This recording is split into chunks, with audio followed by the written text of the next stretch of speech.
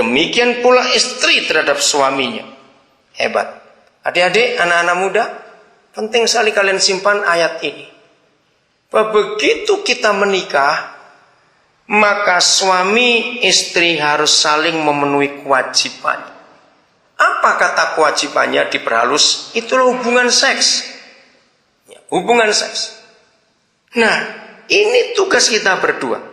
Ayat 4. Lendi dan Ida, kalian belum pernah merasakan tahu ini, tapi hari ini kami beritahu.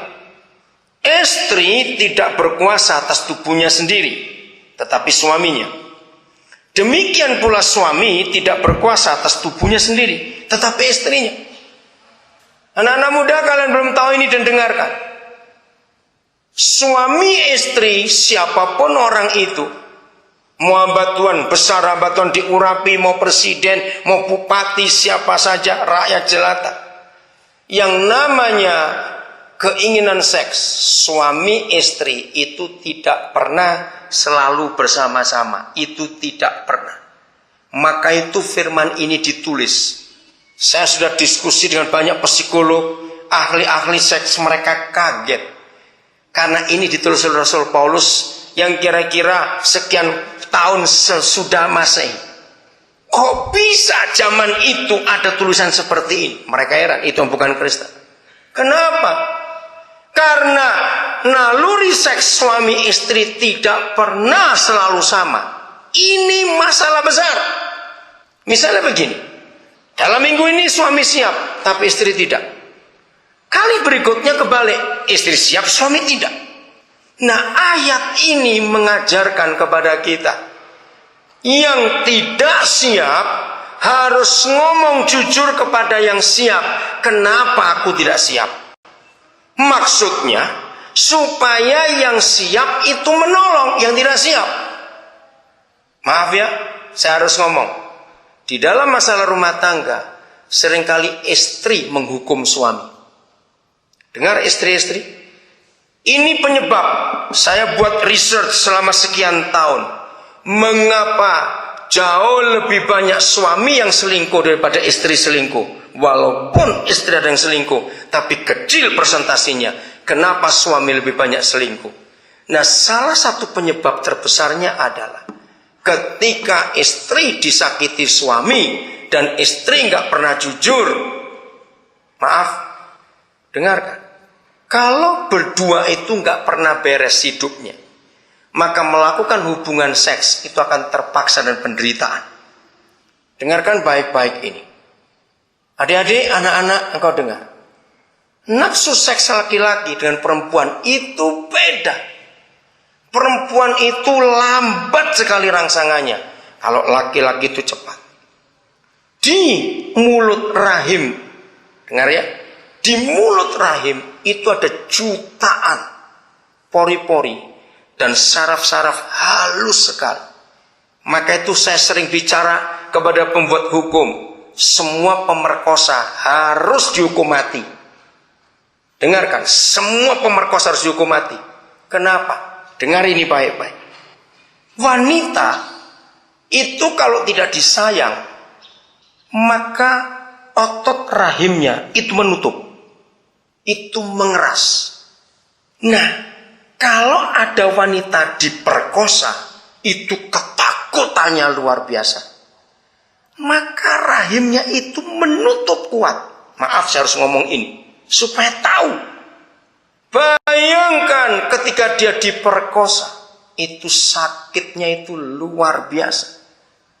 Dan sakitnya nggak cuma di rahim yang luka, itu sampai ke jiwanya. Walaupun tidak ada orang yang pernah diperkosa di sini. Kira-kira saudara setuju apa yang saya katakan ini? Setuju nggak kalau pemerkosa dihukum mati? Itu jahat sekali, merusak orang itu. 99% wanita yang diperkosa sulit untuk menikah. Karena takut walaupun suaminya sayang. Maka dalam konseling pernikahan, kalau sampai itu pernah diperkosa, itu perlu waktu yang lama. Walaupun suaminya pendeta sekalipun. Tapi kalau si istri pernah diperkosa dulu waktu masih kecil atau remaja, perlu dipulihkan. Karena bayangan laki-laki memperkosa itu bisa muncul walaupun suaminya pendeta. Maka itu gereja kita harus tahu hukum ini. Nah, kalau wanita itu disayang, suaminya sayang betul, maaf saya harus ngomong, maka mulut rahimnya itu melunak. Lalu saraf-saraf, jutaan saraf itu akan lemas. Lalu pori-pori itu akan mengeluarkan pelumas. Maaf, saya harus ngomong ini. Karena disayang. Dan kalau terjadi hubungan suami istri, itu luar biasa. Tuhan hadir di situ. Jadi kalau suami istri lagi marahan, lagi jengkel salah satunya, lalu membuat hubungan, maka itu penderitaan dan itu kemunafikan. Jadi ayat ini luar biasa. Dengar ya. Begitu kita menikah, tubuh suami milik istri, tubuh istri milik suami. Artinya harus ada selalu persetujuan bersama. Jadi lagi sekali, yang tidak siap harus jujur kenapa tidak siap. Semua istri dengar, kalau tidak suami akan selingkuh. Istri tidak boleh berkata, pokoknya aku tidak mau. Jangan banyak tanya. Awas ada kata-kata seperti itu. Itu membuat suami terluka betul. Seorang hamba Tuhan namanya Pendeta Christine Heri.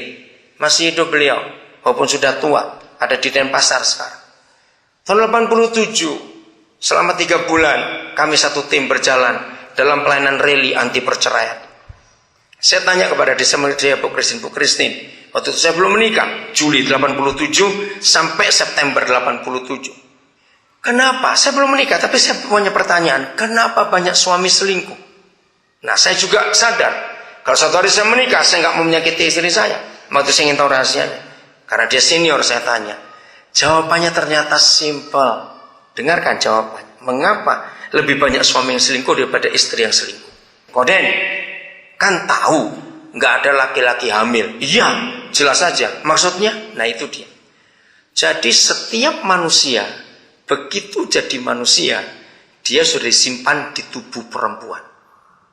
9 bulan 10 hari, semua kita, lebih-lebih yang laki, sudah menikmati enaknya tubuh perempuan. Betul nggak? Karena mama kita yang mengandung kita.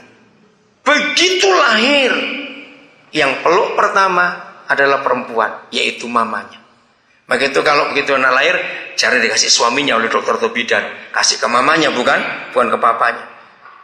Dan yang menetei pertama perempuan lagi, nggak ada laki-laki netei masalahnya. Sampai sekian bulan dipeluk perempuan. Ketika anak itu mulai belajar jalan, hampir nggak ada pengasuh anak itu laki-laki, ketemu perempuan lagi. Dan begitu masuk usia TK atau playgroup, hampir nggak ada guru TK laki-laki, perempuan lagi. Jadi kita laki-laki ini sudah dikuasai perempuan sejak jadi sampai kira-kira umur 6 tahunan. Maka itu kalau para istri tidak bisa merawat suaminya baik-baik, suaminya dirawat orang lain. Maka itu secara fakta kita menemukan mengapa laki-laki lebih manja dari perempuan. Jawab ya atau tidak. Yang sudah punya suami pasti tahu. Keluarga itu anaknya 3, tapi dia anaknya 4. Siapa 1? Suaminya anak pertama. Kenapa para istri sering berkata begitu? Karena memang laki-laki itu ternyata lebih manja dari perempuan. Hebat sekali Alkitab ini. Maka itu para istri, jangan hukum suami dengan berkata pokoknya tidak. Kata-kata itu jahat buat suatu keluarga. Harus terbuka. Kenapa tidak siap?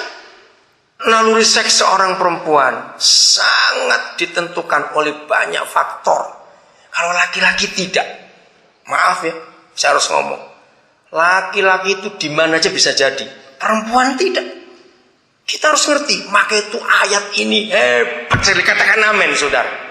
Saya sudah bicara di forum yang bukan Kristen tentang hubungan suami istri.